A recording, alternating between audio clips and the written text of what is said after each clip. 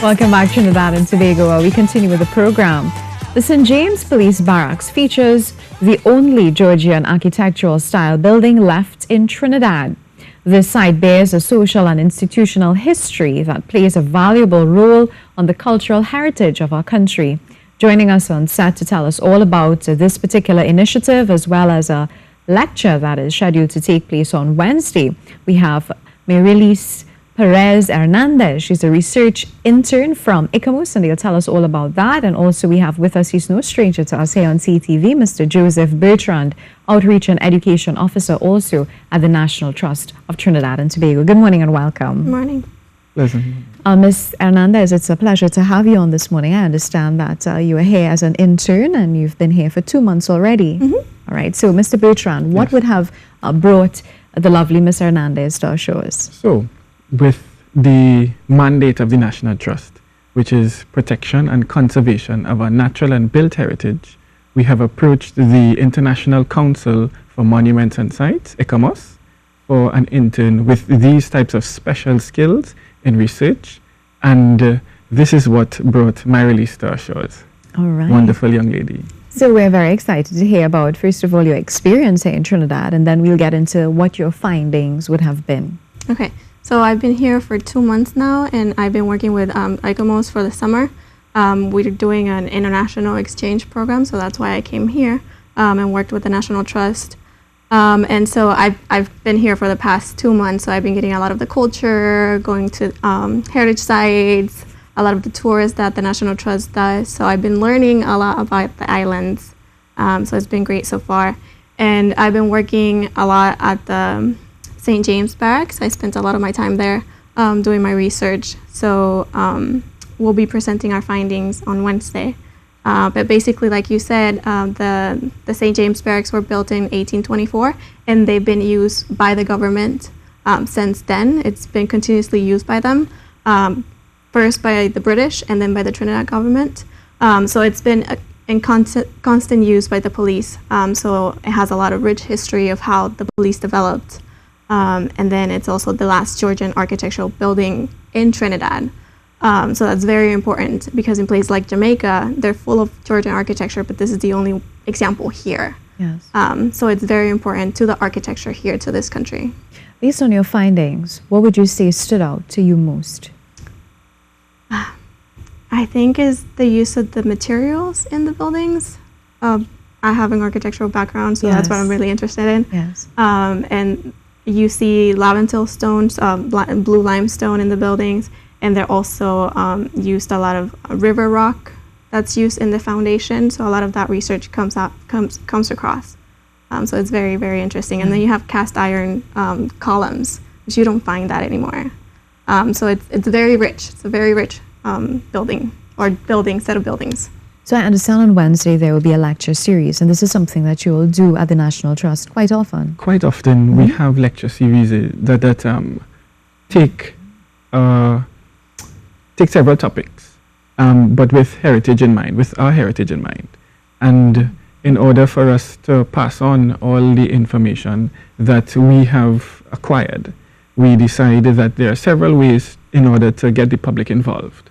And one of the ways is through the lecture style presentations. And Marilis is going to be presenting her findings on Wednesday about it. Could you give us a hint as to what your findings were and what you're going to be presenting? Like I said, it's a lot of the history. So I'll be presenting a lot of the history of the police academy itself and how it developed inside the barracks or the compound. And then I'll be focusing on the architecture of the buildings and how best you can protect your heritage, because it's important to learn from your past to move forward and build a better future. So that's why we like to educate the public so they know what they have, like the little treasures that they have here. So I'll be giving that, and then what else? You'll be seeing a lot of photos because a lot of people don't really get to go inside. Right. So it's nice to get all the photos and actually see the building. So it'll be inside the compound, so that's even better because you'll be there live. I'm sure you would have had a little sneak peek into what she would have found, what she would have discovered. What are your thoughts? He helped a lot. Oh, he did. That's good to know. It is quite interesting because our police and our military system on the whole operates in order to protect us and in order to defend. And it is a great eye-opener into understanding what happens, what has happened, and how can we go forward with respect to the system itself and also the structures that are on the compound. So to be part of it was an amazing experience because we generally drive past and we have no idea what is happening inside. But it is quite an amazing work that is happening in there in training our officers. Yeah. So how do we plan to move forward in terms of getting this information out there rather than just a one-day lecture series? Would we be putting it in books or magazines and sending it to schools, that sort of thing? So out of it, we would get a dossier. A dossier is essentially a collection of the work that she has done, and that will be with us in the National Trust, and it will be available for all in our resource center. So anyone can come and experience her work through the dossier. Also, the work can also be turned into some sort of tour or some sort of event that can really affect the public in a positive way into understanding and appreciating our heritage. What's the structure of the lecture series? This particular lecture series is going to be at the barracks itself. Okay. So those who would be attending would actually get the opportunity to be on the barracks, past the parade square, etc., and then into the lecture hall. It's an amazing experience to be there, first of all. And then we would have several of the officers who would give a little talk about the police service, and then Marilise being the major speaker, the main speaker, she would give us her findings. I'm quite excited for it. Who is invited to this event? A lot of ministers. I think Ambassador of Cuba is invited and a few others. A lot of officials. Yeah. What about members of the public? And members of the public, yes. However, it is limited space. Okay. Limited space. I believe it is 100. I think so. Yes. $100. Well, no, 100 person. 100 person. Is it free? At this time, I think so, yes. I think so. But it's also, it'll be live on Facebook, I believe, on our page. Yes. So anybody could see it. So your page is the National Trust of Trinidad and Trinidad and Tobago on Facebook. What time does it start? 5:30. 5:30 p.m. And it goes until? 7:30. Around Just 7:30. around 7:30. Right. What would have gone into preparation for this lecture series? In terms of putting the information or putting together all the pictures and that It's been sort a lot of of thing? site visits. Yes. A lot of talking with officials and doing interviews, looking under the buildings. And I just been around the compound for the past 2 months, just doing my research, going to Napa and the National Archives. So I've been all around. It has been quite exciting for It you. has been. I love doing my job. Now, you spent 2 months in Trinidad and you are headed where next?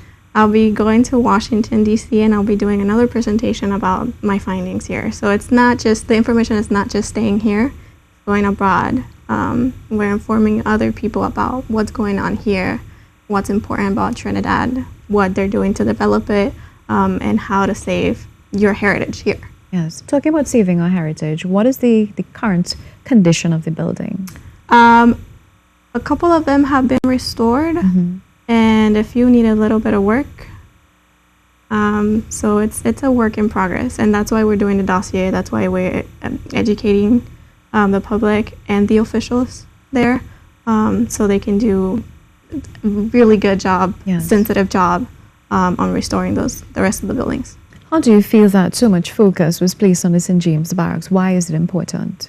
Well, again, it is important because of how it speaks to us as a people, understanding our colonial past, and then moving into independence. And we are now post-independence, and then working to find our own identity. And in understanding where we were and where we are now, will definitely inform where we're going. So the St. James Barracks can speak to everybody, all members of the public from Trinidad and Tobago. What are your closing comments at this time? What would you like to say to those looking on and listening? I I think for everybody, it's very important to know your heritage, like Joseph was saying. Look at your architecture. Trinidad has such rich architecture that nobody really pays attention because you just walk by and you don't really see it. But just look at it and you'll see your history here. It's very, very important. Wonderful. And just to remind us, this takes place on Wednesday at 5:30. Yes, at the St. James Bar. You can only accommodate 100 persons, so registration is important. Yes, it is. And you can definitely. register where? Online? Online and call the National Trust. At 225 4750. 4750. Yes. Wonderful.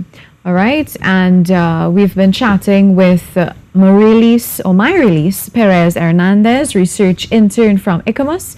And we also been chatting to Joseph. We're chatting with Joseph Bertrand. He's no stranger to us, Outreach and Education Officer at the National Trust of Trinidad and Tobago. Remember, you can visit them on Facebook. Yes. They have a page, the National Trust of Trinidad and Tobago. The number to call, 225-4750.